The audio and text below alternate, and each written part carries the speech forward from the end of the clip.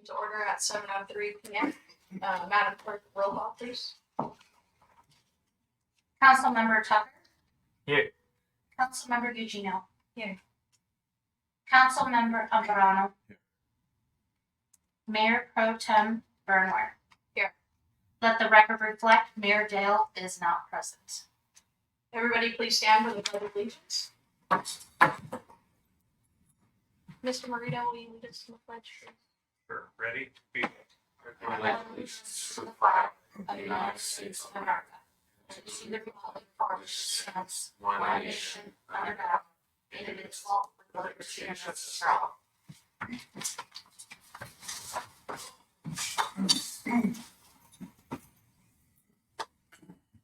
Mr. Morito, do we have any adjustments to the agenda?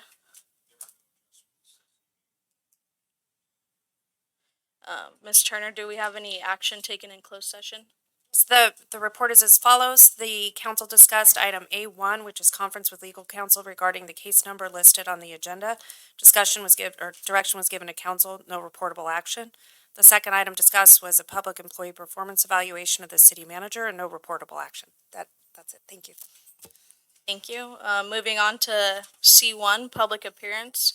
Matters not appearing on the agenda. If you wish to address the council concerning any item within the council's jurisdiction, please raise your hand and be acknowledged by the mayor. At that time, state your name and address for the record.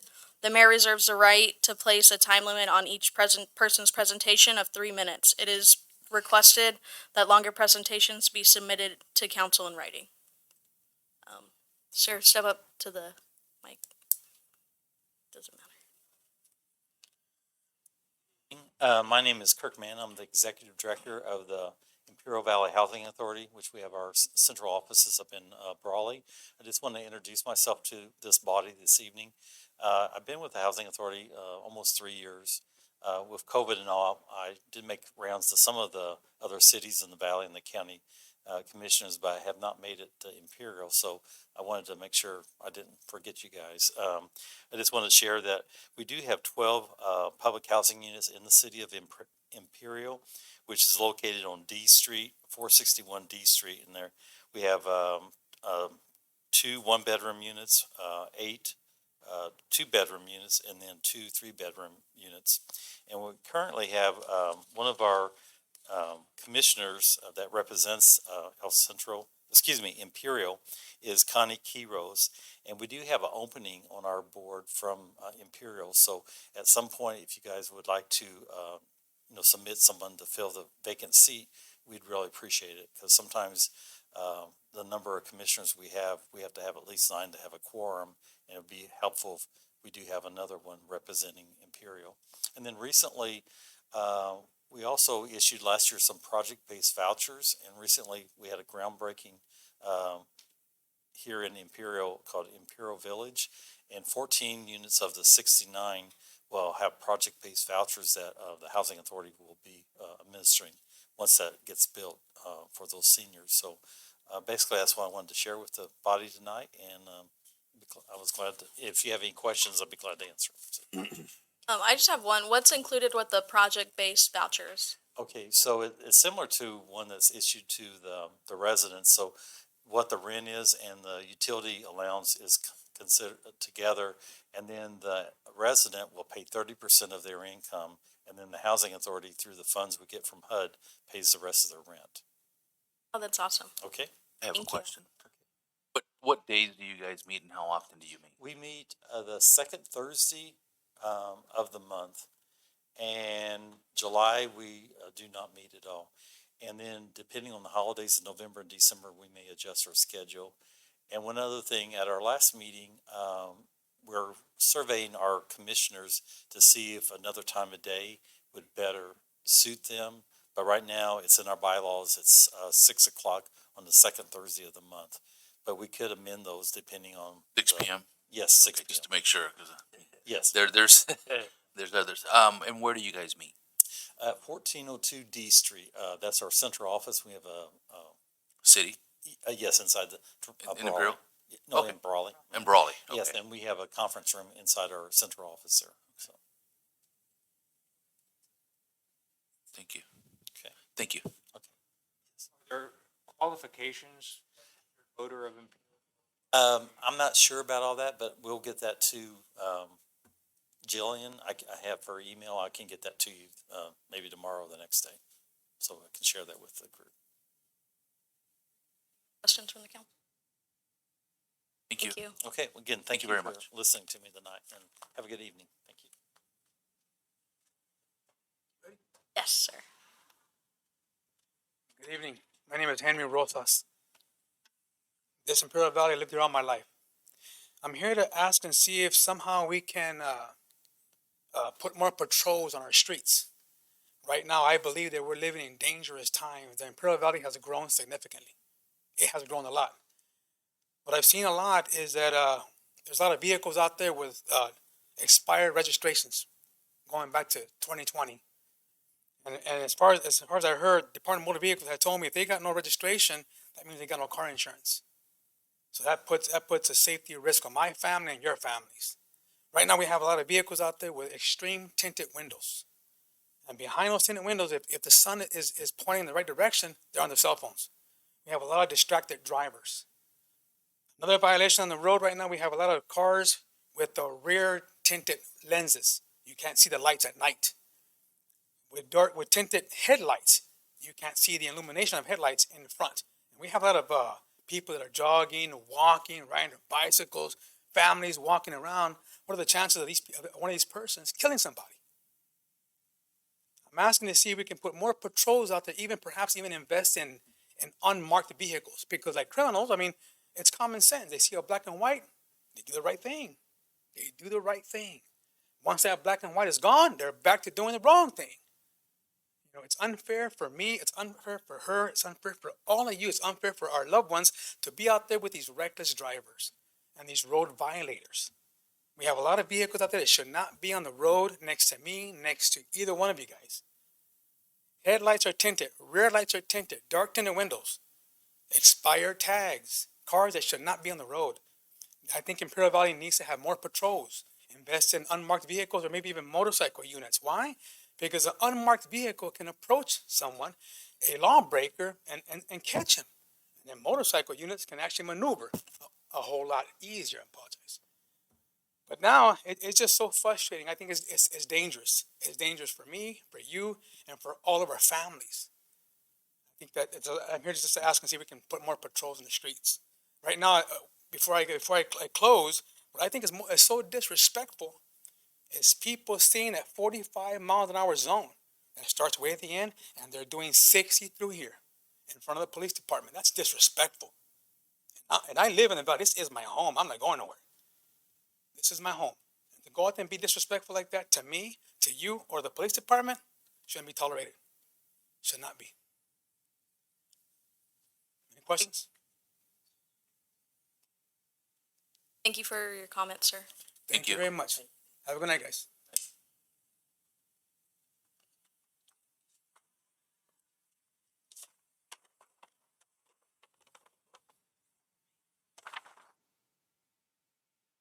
Moving on to D1, action items. Subject, continuation of emergency at Highway 86 and Aten Road.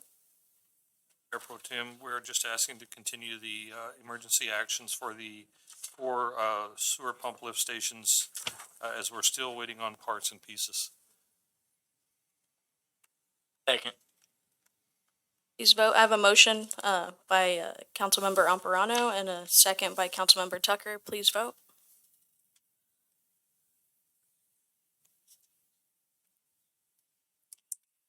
Motion passes 4-0.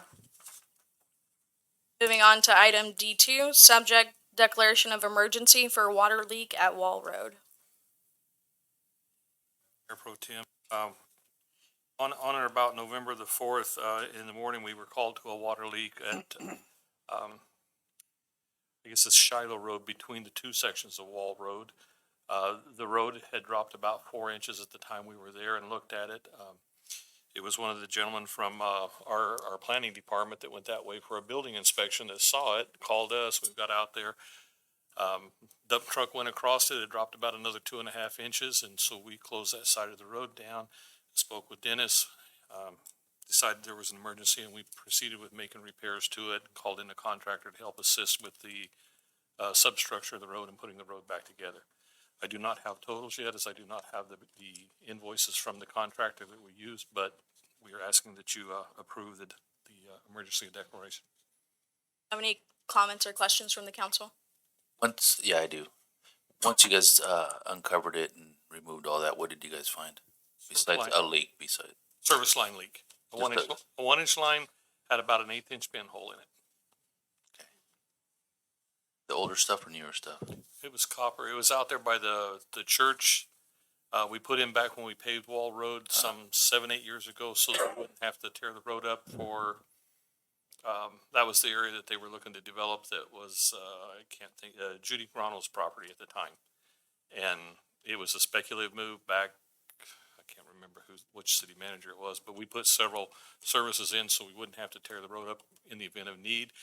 And so our good deed was not such a good deed. It was worth a try. It was worth a try. I'll make a motion to approve. Second. I have a motion by Councilmember Amparano and a second by Councilmember Tucker. Please vote.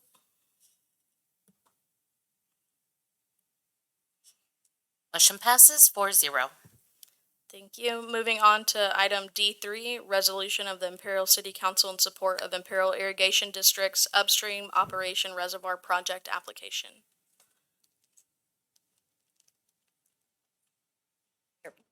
Tam. First, thank you so much for indulging us tonight with consideration of support. I did want to mention, I have a little disclaimer. There is a typo in the resolution where we address the 4.9 million gallons. It should be 4.9 billion gallons. So I've already spoken with Jillian about that small modification. I did want to say that this project is a very important project for the Imperial Valley. If we're successful in moving forward, it's about a $74.1 million project that would create very much system efficiency, conserving, like I mentioned, 4.9 billion gallons of water per year, which is about 15% of what our municipal and all potable treatment users use right now. So it's quite a significant amount, and we're just opening this up to get as much public support and public input as we move forward with the project. We anticipate to move forward with some of the design work next year, and if it's successful, construction would begin sometime in 2024. And I'd be happy to answer any questions that you might have. Where would it be constructed at? So this would be located where the East High Line intersects with the All-American Canal, just north of Highway 98. So upstream of the entire valley, be able to manage all the water requests downstream. And how many acres would it be?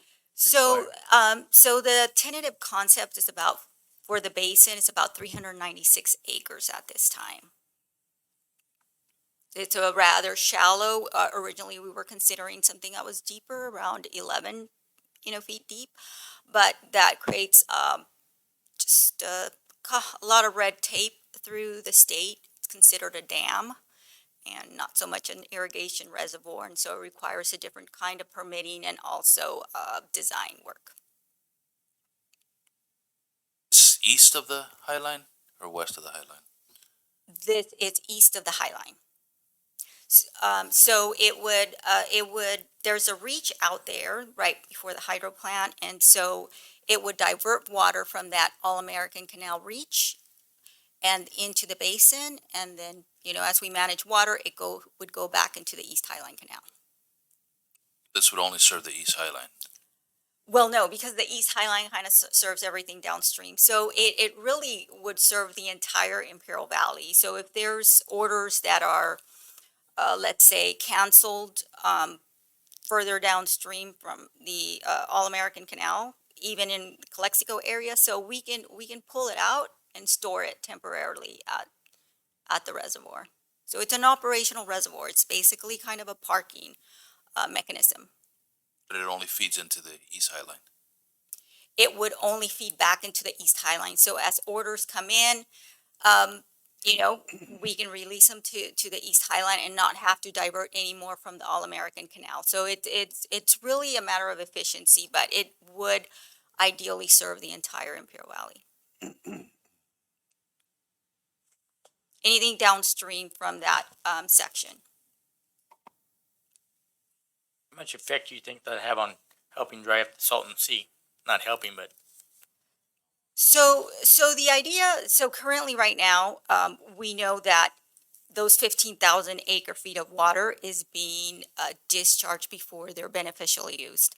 So if we are able to capture those and to apply a beneficial use before they get ultimately discharged again to the Salton Sea, then all of our water, all of our drain water ultimately goes to the Salton Sea. So if it's used for agricultural purposes, it'll all eventually make it back to the Salton Sea with the exception of some maybe evaporation losses along the way. If it's used for industrial operations, you know, again, that's a very small percentage. It's less than 1% of our overall water use. Then that would never make it back, of course, to the Salton Sea. Sure.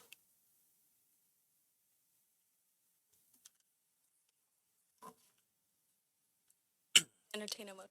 I'll make a motion. I have a motion by Councilmember Tucker and a second by Councilmember Eugenio. Please vote.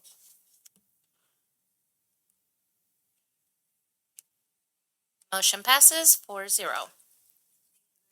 Thank you. With that, I'd like to adjourn this meeting of the City Council is adjourned until the next regularly scheduled meeting, Wednesday, December 7th at 2022 at 7 p.m. And I call this meeting adjourned at 7:20.